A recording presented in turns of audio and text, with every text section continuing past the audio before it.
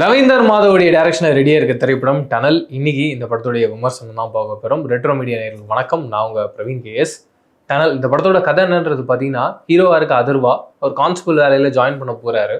போகிற அன்னைக்கு அவருக்கு அந்த ஜாயினிங் லெட்டரை தராமல் வெயிட் பண்ண வச்சுக்கிட்டே இருக்காங்க. ராத்திரி ஆயிடுச்சு. இவர் வீட்டுக்கு கிளம்பலாம் அப்படின்னு போகும்போது அங்கே இருக்க போலீஸ் ஆஃபீஸர் என்ன சொல்கிறாரு, இவர் கூட இன்னும் ஒரு 6 பேர் அந்த ஜாயினிங் லெட்டரை வாங்கணும்னு வெயிட் பண்ணிட்டு இருக்காங்க. நீங்கள் எல்லாரும் என்ன பண்ணுங்கள், நைட் ரவுண்ட்ஸ் போயிட்டு வாங்க அப்படின்றதுக்காக அனுப்புகிறேன்.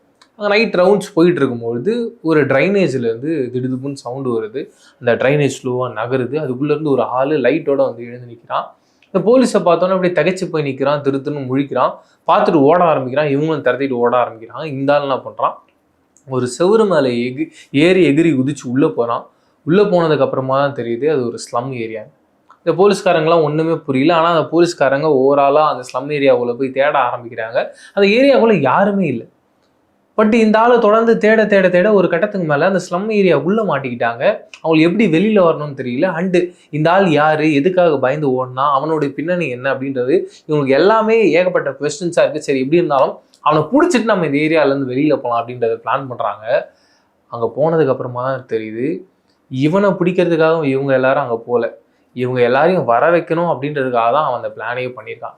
இந்த பிளானுக்கு பின்னாடி என்ன இருக்குது, இந்த ஒரு ட்ராப்லேருந்து அதர்வா அண்ட் அவங்களுடைய ஃப்ரெண்ட்ஸ் எப்படி தப்பிக்க போகிறாங்க, அண்ட் ஓவராலாக இந்த கதை எதை நோக்கி ட்ராவல் ஆக போகுது அப்படின்றதான் இந்த படத்துடைய மிக முக்கியமான கதையாக இருக்குது.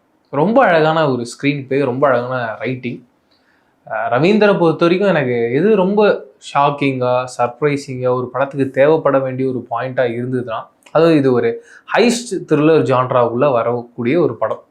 அந்த த்ரில்லர் ஃபேக்டரும் மிஸ் ஆகக்கூடாது. அண்ட் அதை தாண்டி அதில் டீட்டெயிலிங் அப்படின்றது ரொம்ப அழகாக இருக்கும்.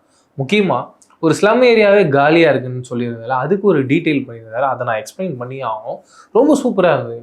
ஒரு ஸ்லம் ஏரியாவிலேருந்து கவர்மெண்ட் சைட்லேருந்து அவங்களை கிளியர் பண்ண சொல்கிறாங்க. அவங்களுக்கு ஹவுசிங் போர்டு கட்டித்தரோம், இல்லை வேறு ஏதோ ஒரு அங்கே வரப்போகுது, அதனால் உங்களுக்கு கிளியர் பண்ணி உங்களுக்கு வேறு ஒரு இடம் தரும்.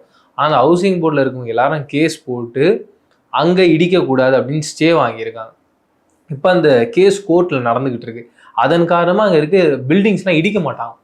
சீரியஸாக எனக்கு இந்த ஒரு பாயிண்ட் இவ்வளோ டீட்டெயிலாக தெரியாதுங்க. படம் பார்க்கும்போது எனக்கு ரொம்ப அழகான அப்டேட்டாக இருக்கும்.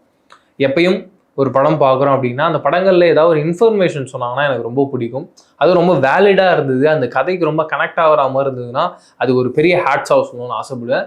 ரவீந்தர் இப்போது நான் சின்ன எக்ஸாம்பிள் தான் சொல்லியிருக்கேன். இப்படி நிறைய இடங்களில் கதையில் அவ்வளோ டீட்டெயில் பண்ணியிருந்தார். முக்கியமாக இந்த ஓவராலாக ஒரு ஹைஸ்ட் த்ரில்லர்னு சொன்னதுக்கப்புறமா இவங்க யாருன்றது புரிய வந்திருக்கும். இந்த வில்லன் டீமு ஒரு திருட்டு கும்பல் சேர்ந்த டீம்.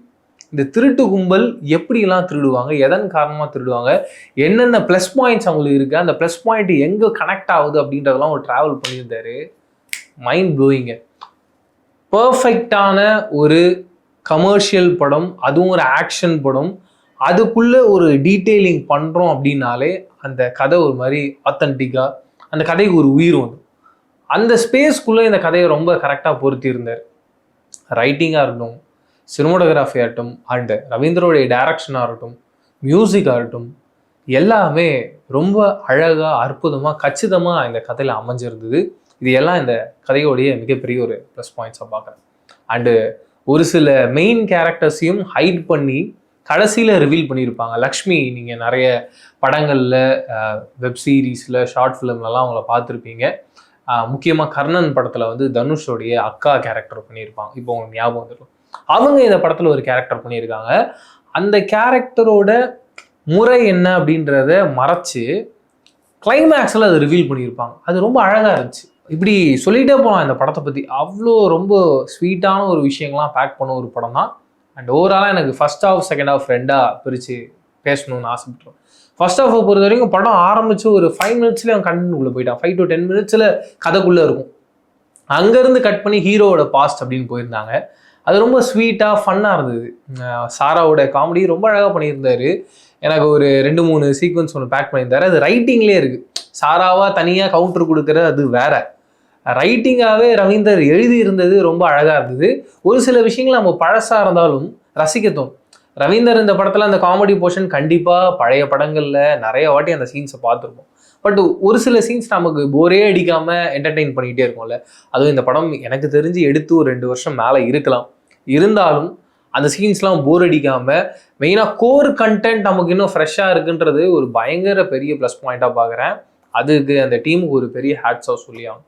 இப்படி ஃபர்ஸ்ட் ஹாஃப் ரொம்ப அழகாக நகர்த்தி கொண்டு வந்தாங்க. மீண்டும் ப்ரெசென்ட்டில் என்ன நடக்குது, இவங்க எப்படி ஒரு பிரச்சனையில் மாட்டிகிட்டு இருக்காங்க, ஹீரோவுக்கும் வில்லனுக்குமான அந்த தக் ஆஃபோட ஒரு இன்டர்வல் பாயிண்ட் கொடுத்து செகண்ட் ஹாஃப்குள்ளே போகிறாங்க. செகண்ட் ஹாஃபில் என்ன மாதிரியான ஒரு ட்ராவலில் போகுதுன்னா ஹீரோ வெர்சஸ் வில்லன் அப்படின்னு.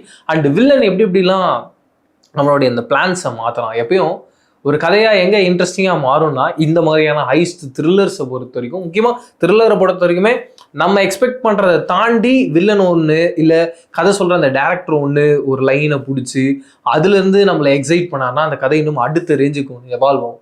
அது ரவீந்தருக்கு தெரிஞ்சிருக்கு. சூப்பராக பண்ணியிருந்தாருங்க அதை.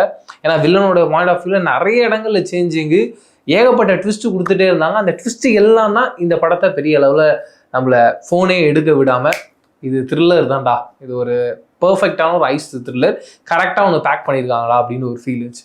கண்டிப்பாக எல்லா படங்களுக்கும் அந்த கிளைமேக்ஸ் சமயத்தில் ஒரு சினிமாட்டிக் லிபர்ட்டின்றது தேவைப்படுது. பெரிய ஹீரோஸ் படங்களில் தான் நம்ம பார்த்துட்டு இருக்கோம். அதே ஃபார்முலாவை தான் எங்கேயும் ட்ரை பண்ணியிருக்காங்க. வேறு சாய்ஸும் இல்லைன்ற மாதிரி தான் நான் இந்த படத்துக்கு பார்க்குறேன்.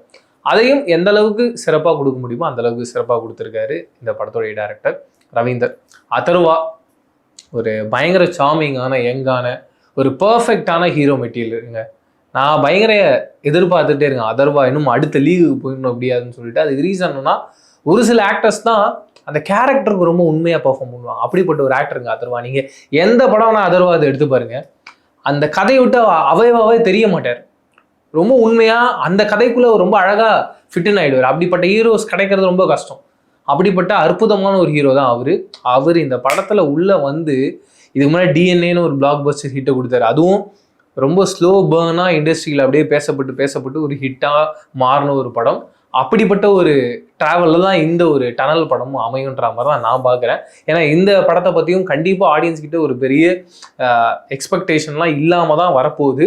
பட் படம் பார்த்ததுக்கு அப்புறமா என்னங்க, ரீசெண்டாக பார்த்த பெரிய ஹீரோஸ் படங்களை கூட இந்த அளவுக்கு ஒரு கதையை டீட்டெயில் பண்ணல, இந்த அளவுக்கு ஒரு ஆக்ஷன் சீக்வன்ஸ் இல்லை, இப்படி ஒரு கதையை ஒரு கிரிப்பிங்காக உட்கார வச்சு எங்களை கூட்டிகிட்டு போகல. இந்த படத்தில் அப்படி ஒன்று இருக்குன்னு எல்லாரும் சொல்லுவாங்க. அப்படி ஒரு கரெக்டான ஸ்கிரிப்டை ஒரு சூஸ் பண்ணி போயிட்டே இருக்காருன்னு பார்க்கும்போது ரொம்ப சந்தோஷமாக இருந்துச்சு.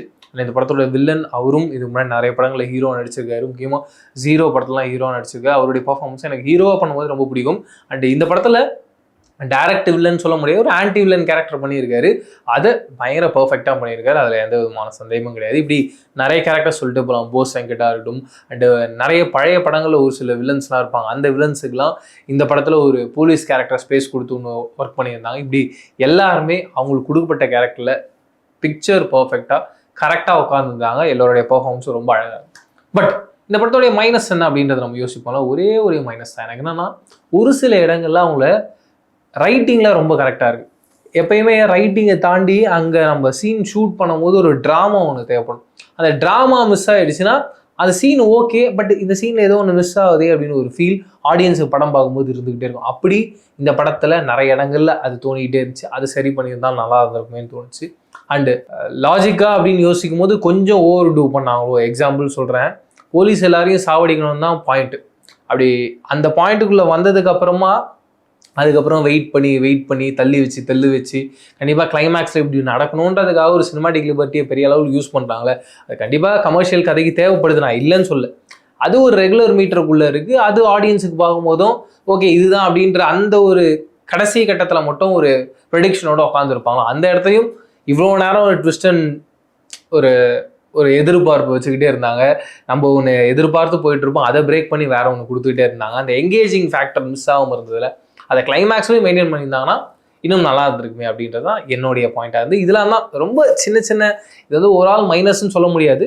ஆனால் இதை இன்னும் பர்ஃபெக்டாக பண்ணியிருந்தாங்கன்னா இது பயங்கரமான ஒரு படமாக வந்திருக்கும். இப்போயுமே இது ஒரு சூப்பரான ஒரு படம். நீங்கள் ஸ்டார்ட்லேருந்து எண்டு வரைக்கும் ரொம்ப அழகாக என்டர்டெயின் பண்ணுன்றதுல சந்தேகமே இல்லை. தாண்டி நீங்கள் டனல் படம் பார்த்துருந்தீங்க, உங்களுக்கு இந்த கதையில் என்ன மாதிரியான விஷயங்கள்லாம் பிடிச்சிருந்து இல்லைன்றதை கமெண்ட் செக்ஷனில் ஷேர் பண்ணிக்கோங்க. வேற ஒரு ரிவ்யூவில் சந்திக்கிறேன். அது ரிலேட்டடாக நான் பிரவீன் கேஎஸ். Bye.